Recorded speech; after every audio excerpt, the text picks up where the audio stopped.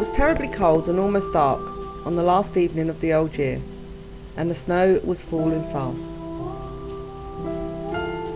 In the cold and darkness, a poor little girl with bare head and naked feet roamed through the streets. She had possessed a pair of slippers when she left home, but they were no use to her because they were very large. So large because they had belonged to her mother, and the little girl had lost them running across the street to avoid two carriages that were going way too fast. One of the slippers she couldn't find, and a boy seized upon the other and ran off with it. So the little girl went on her way with little naked feet that had become quite red and blue with cold. In an old apron she carried a number of matches and had a bundle of them in her hands. No one had bought anything off her for the whole day, nor had given her a penny.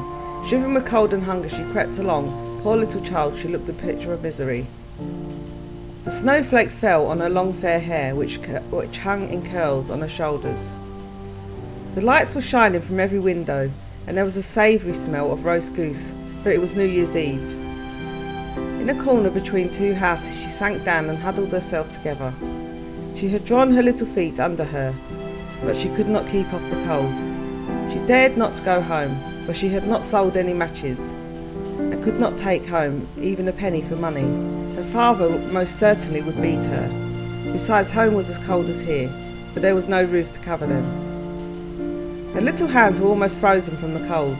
She decided to burn a match to get some warmth from it, even just for her fingers. She drew one out and struck it against the wall.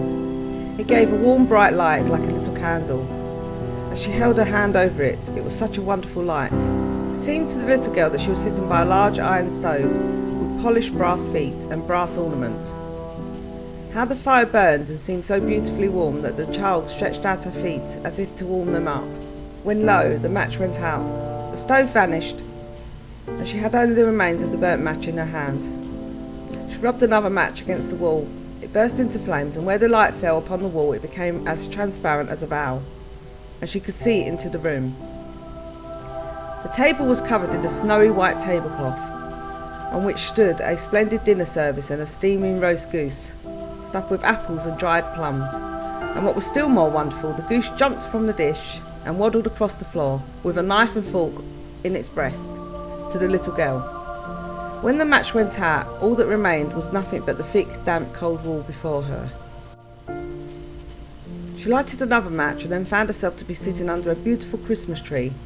It was larger and more beautifully decorated than the one she had seen through the glass door at a rich merchant's. Thousands of tapers were burning upon the green branches, and a coloured picture, like those she had seen in the shop windows, looked down upon it all. The little girl stretched out her hand towards them, and then the match went out. The Christmas lights rose higher and higher, till they looked to her like stars in the sky. Then she saw a star fall, leaving behind a bright streak of fire. Someone is dying, thought the little girl, for her old grandmother, the only one that had ever loved her, and who was now dead, had told her when stars fall, a soul is going up to God. She again rubbed a match on the wall, and a light shone around her. In the brightness stood her grandmother, clear and shining, yet mild and loving in appearance. "Grandmother," cried the little one, "oh, take me with you. I know you will go away once the match burns out. You will vanish like the warm stove, the roast goose, and the large, glorious Christmas tree." And she made haste to light the whole bundle of matches, for she wished to keep her grandmother there. And the matches glowed with the light that was brighter than the noonday, and her grandmother appeared so large, so beautiful. She took the little girl in her arms, and they flew upwards in brightness and joy far above the earth, where there was neither cold or hunger nor pain, for they were with God. In the dawn of the morning there lay a poor little one, with pale cheeks and smiling mouth, leaning against the wall.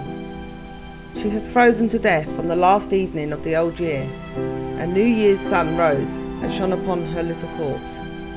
She still held in her hands the matches, one bundle which was burnt. She tried to warm herself, said some. No one imagined what beautiful things she had seen, nor into what glory she had entered with her grandmother on New Year's Day.